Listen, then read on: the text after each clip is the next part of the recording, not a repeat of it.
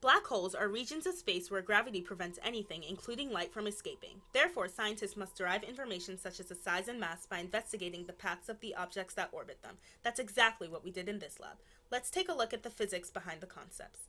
The fundamental principles that we used in this lab were used to estimate the existence and mass of the black hole. The experiment was to quantify the motion of the star, and then we used this information to determine the mass of the black hole, as well as to analyze the relationships between the various forces and changes of momentum. The result was the black hole's mass, 3.1842 times 10 to the 31st kilograms. We had to use several steps to solve this problem. We identified the system, the star, and used observations to find the net force acting on the system. Then we specified interactions contributing to this net force and solved for the unknowns. Our two main principles that we used were Newton's second law, or the momentum principle, where F net is the sum of the forces, of the parallel and perpendicular forces, and Newton's law of gravity, which can be used to calculate the black hole's mass. We then had observations in the CSV file list. The x and y positions of the star were recorded in the time interval of 1 Earth day, 86,400 seconds. The mass of the visible star was 1.98 times 10 to the 30th kilograms. The graph shows the orbit of the star, a non-circular path around the black hole. Python can read this in this data for analysis. Once we know the net force, we can then find the agents that contribute to this net force. We're going to assume that the total F net is due to a single force due to gravitational pull on the unseen object, the black hole. We know that this unseen agent is located at the origin. We also know that we can use Newton's law of gravitation to describe the interaction of the unknown agent and the visible star. Combining this with the results from our motion analysis, we can then solve for the unknown, an estimate for the mass of the black hole. The procedure for determining the net force was as followed. From the position points, the velocity could be determined.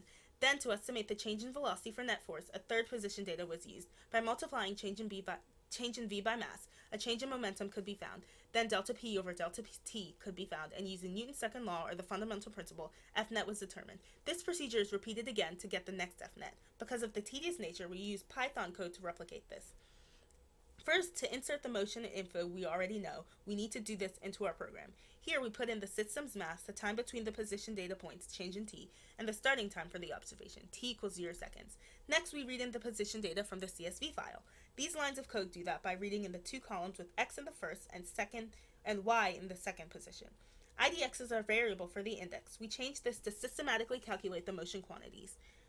Now we estimate all the velocities from our position data using our change in t knowledge. We create new lists to hold the x and y components of the estimated velocities. Then in our while loop, we step through all the position data points using the index as the loop variable. In the loop, we calculate each velocity separately. The displacement of each is calculated first, then the velocity is garnered from the displacement over time.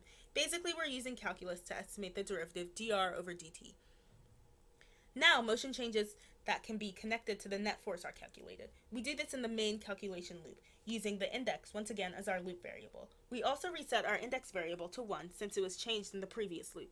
For each value of the index variable, we form velocity vectors vi and vf for the new velocity components in the list. Now we need to obtain delta p over delta t. Just like shown before, we find the momentum. Then we compute the change in velocity and the change in momentum. Then we estimate dp over dt from the change in p over the change in t. Finally, we use Newton's second law to find F net. The mass of the black hole includes r, the distance between the star and the black hole. We use vector subtraction with the given position of the star from the CSV file and the initialized black hole position. We can do this by using a universal secret that links the interactions of the surroundings acting on the system. We can push this further to calculate the quantities that describe the speeding up or slowing down, F net parallel or curving of the trajectory, F net perpendicular, and linking those to the total pushes or pulls along those directions. Now, to describe the speeding up or slowing down, we calculate the parallel component of dp dt, which is the derivative of the magnitude of momentum with respect to time, multiplied by the unit vector p hat. Once we have dp dt parallel, we can connect this to the total pushes and pulls in that direction, F net parallel. Next, we can describe the curving of the system's trajectory by finding dp dt perpendicular by subtracting dp dt parallel from the total dp dt. We again can ultimately link this to the F net from Newton's second law. Before we run our program to do all these calculations, I want to quickly show you the code used to create the arrows used to show F net parallel, and F net perpendicular. By looking at our position data in the CSV file, we notice that the object's position ranges over a few hundred meters, meaning that the arrows are visible. Meaning that to make the arrows visible, we need to have an arrow scale of 3 times 10 to the negative 16th as shown here. Now we calculate the mass of the black hole and print it in our script. The analysis of the motion tells us that the net force represented by the yellow arrow roughly has the same direction throughout the motion.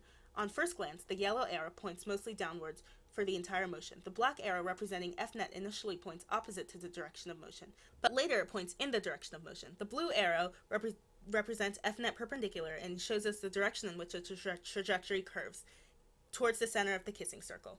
In the output window, we can also see the quantitative mass of the black hole. So we don't have any other information on what agents in the surroundings are the sources of the net force. However, we can make some inferences. The shape of the trajectory and the direction of Fnet show that the system behaves something like a thrown object, a projectile. Keep in mind that small differences could lead to uncertainties, and these could yield to incorrect estimates of mass of the black hole. What does it mean?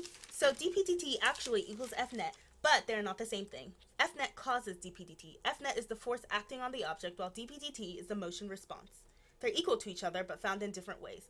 What if? The mass of the black hole can't be calculated if the star's motion is unchanged. The data points given in the CSV file are the same because there's no alternative gravitational force to calculate the new mass of the black hole. The motion is being changed with similar paths, but with different points, you could calculate the new mass.